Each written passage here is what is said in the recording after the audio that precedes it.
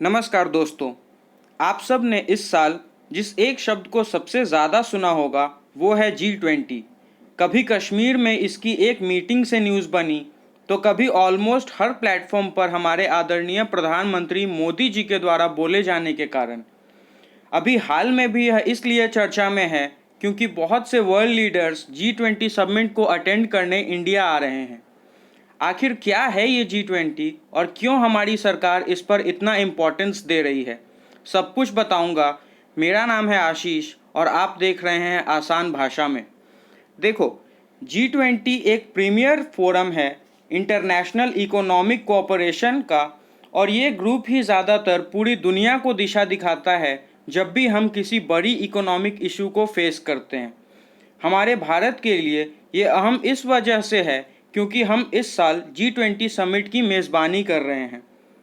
आप सोच रहे होंगे कि पूरी दुनिया इनकी बात माने ही क्यों, तो मैं आपको बता दूं कि G20 कंट्रीज़ पूरे वर्ल्ड जीडीपी का 85% है। जो ग्लोबल ट्रेड होता है उसमें इन देशों की कुल भागीदारी 75% है। और तो और हमारी पृथ्वी के कुल पॉपुलेशन का 2/3 लोग इन देशों में ही रहते हैं। ये तो है इस ग्रुप की ताकत। पर इस ग्रुप में कौन कौन से देश हैं?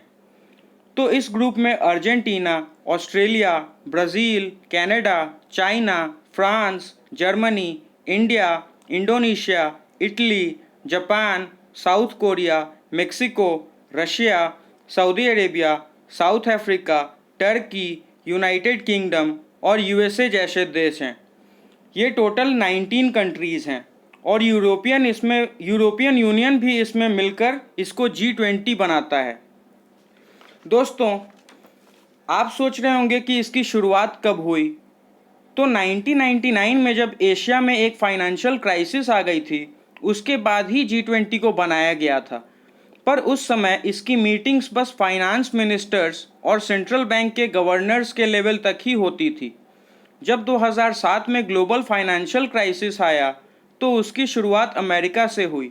लेकिन आज की ग्लोबलाइज दुनिया में हर क्राइसिस का असर दूसरे देशों में भी होता है, और इसके बाद ही इसके इम्पोर्टेंस को समझते हुए हेड्स ऑफ स्टेट्स के लेवल का कर दिया गया। और तो और 2009 आते आते इसे इंटरनेशनल इकोनॉमिक कोऑपरेशन का प्रीमियर फोरम घोषित कर दिया गया। तब से ही हर साल ये सारे देशों के हेड्स ऑफ स्टेट्स एक देश की मेज़बानी में मिलते हैं और इम्पॉर्टेंट इकोनॉमिक चैलेंजेस पर डिस्कशन करते हैं। वैसे हाल के दिनों में G20 ने अपने एजेंडा का दायरा बढ़ाया है और इसमें trade, sustainable development, health, energy, agriculture, climate challenge, environment और एंटी करप्शन जैसे इश्यूज़ पर भी बात होती है। इस ग्रुप के काम करने का तरीका भी बहुत यूनिक है। आई एम श्योर कि आप सब भी जानना चाहेंगे। तो दोस्तों, बेसिकली जिस देश के पास मेज़बानी होती है वो देश आने वाले एक साल तक सारा एजेंडा सेट करता है। इसके लिए दो तरीके के ट्रैक होते हैं। एक होता है फाइनेंस ट्रैक, जिसकी मेज़बानी मिनिस्ट्री ऑफ फाइनेंस देखती है। ये लोग ही जो अलग अलग जगहों पर मीटिंग्स होती हैं उसको कोऑर्डिनेट करते हैं। इसके अलावा एक शेरपा ट्रैक होता है। हर देश अपनी तरफ से एक शेरपा नियुक्त करता है। भारत के तरफ से नीति आयोग के पूर्व सीईओ अमिताभ कांत जी हमारे शेरपा हैं। उनका काम होता है मीटिंग का एजेंडा सेट करना और नेगोशिएशंस को मॉनिटर करना। दोस्तों, हमारा भारत पहली बार G20 की मेज़बानी कर रहा है और पिछले 1 दिसंबर 2022 से लेकर आने वाली 30 नवंबर 2023 तक G20 की अध्यक्षता हमारे पास है। इसके बाद अगले वर्ष के लिए भारत यह अध्यक्षता ब्राज़ील को सौंप देगा। भारत ने अध्यक्ष होने के नाते बहुत से मित्र देशों के हेड्स ऑफ स्टेट्स को भी समिट में शामिल होने का न्योता दिया है। इसमें Bangladesh, Egypt, Mauritius, Netherlands, Nigeria, Oman, Singapore, Spain और यूएई शामिल हैं।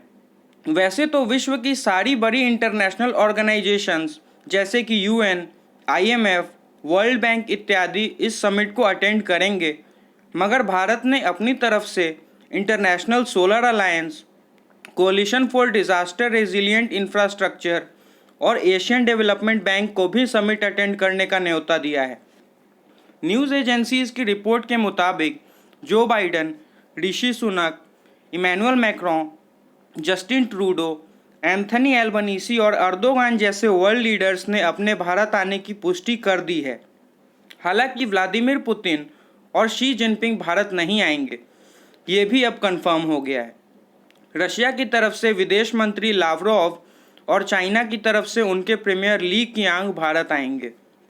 दोस्तों, कंक्लूजन में तो बस इतना ही कहूँगा कि पहली बार भारत G20 होस्ट कर रहा है और ऐसे ग्रुप पूरे विश्व की इकोनॉमिक इश्यूज़ पर चर्चा करते हैं।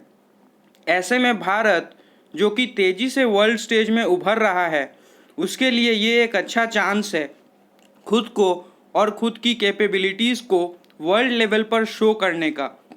और आशा है कि ये समिट भारत के लिए नए इकोनॉमिक अपॉर्चुनिटीज़ के द्वार खोलेगा।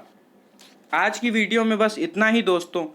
अगर आपको वीडियो पसंद आई तो इसे लाइक करें और अपने दोस्तों और परिवार के साथ शेयर करें। अगर आपको ऐसे इन्फॉर्मेटिव वीडियोस देखना पसंद है तो हमारे चैनल को सब्सक्राइब करें और बेल आइकन दबा दें, क्योंकि हम रोज़ आपके लिए ऐसी छोटी मगर इन्फॉर्मेटिव वीडियोस लाते रहते हैं।